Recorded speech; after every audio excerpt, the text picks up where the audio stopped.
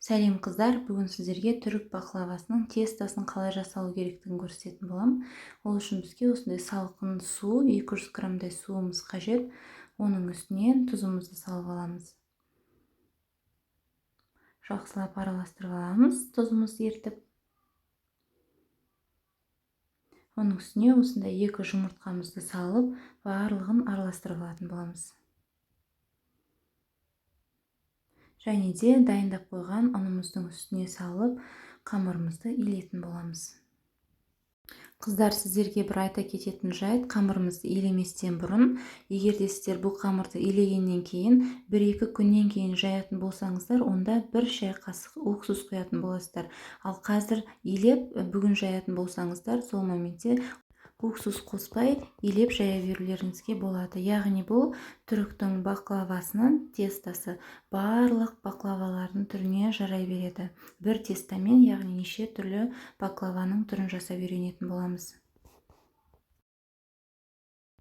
Қыздар, қамырымызды илеп болғаннан кейін осылай міндетті түрде арасын ашып, жыртып бір 5 минуттай осылайынан илейтін боламыз. Бұл бізге міндетті түрде қажет, қамырымыз жақсы болып көтерілу үшін.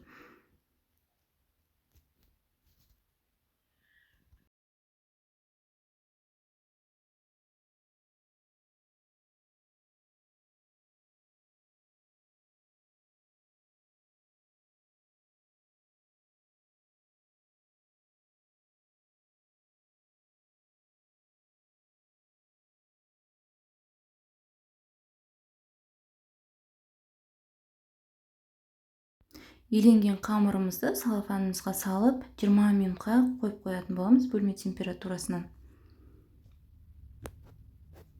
20 минуттан кейін алып, тағы да 1-2 рет қайтарып, қамырымызды илеп аламыз.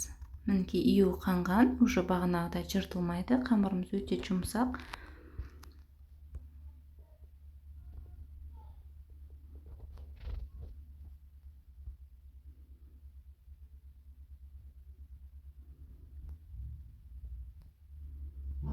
Осылайынан илеп, тағы да бір жарты сағатқа бөлме температурасына қоятын боламыз. Жарты сағаттан кейін алып, қамырымызды жаюға дайындай берсек болады, қыздар. Яғни қамырымызды қалай немен жаю керектігін мен сіздерге келесі видеода көрсеткен болатынмын.